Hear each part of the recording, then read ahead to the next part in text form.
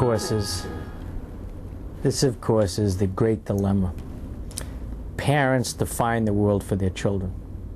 If a parent is colorblind and looks up at a sky and says, "That's red," for a good long time the child will see the sky and say, "Well, it's a beautiful red sky today."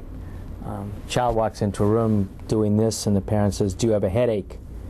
And the child learns to define a painful feeling here with a term that's now been described by the parent. So parents do create the reality for their children, and if they begin to use corporal punishment early, they create the reality that this is acceptable. It's more than that. Corporal punishment and harsh corporal punishment consistently used against children produces a dogmatic personality. So a dogmatic personality is someone who believes what they want to believe and closes off all rationale or outside evidence. They don't want to hear from the outside. They don't want to hear what the evidence is. They don't want to hear any logic. This is right. If you want any evidence of that at all, stay home one day and listen to the people who call Dr. Laura, or people who call G. Gordon Liddy, or people who call Ollie North. And there's a whole lot of dogmatic people at home who simply don't want to listen to any logic. They believe what they're going to believe, and that arises out of experiencing corporal punishment. So the more dogmatic supporters of corporal punishment, the folks who find the section of the Bible that supposedly says one must bend the will of the child, are the least amenable to logic and reason.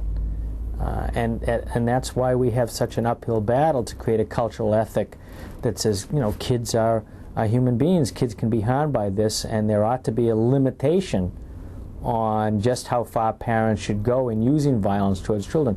You can't have a debate on this issue with the fundamentalists because the matter is closed before the debate begins.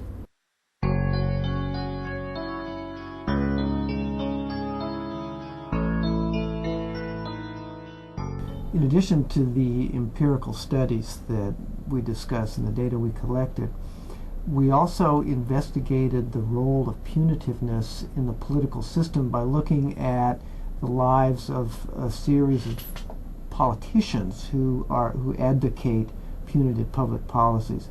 One of the most striking examples was Patrick Buchanan, who has certainly had a reputation for being very angry and attracting support by his angry denunciation of gays, and then later in the '96 campaign attacking Japan for unfair trade practices, talking about building a wall to cut back immigration and so on, a variety of different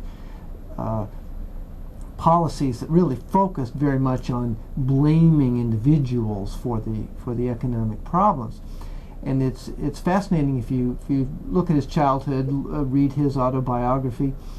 He talks very openly about the significant level of physical punishment that he received from his father. His father preferred using a belt on his sons rather than his hand. And one of the more striking incidents was when his father, who was regarded himself as a very religious man, who wanted to pass on this sort of religious training to his sons, would hold a lighted match under his children's hands to teach them about the pain of eternal damnation. Now there are very few people today who would fail to recognize that that is in fact abuse.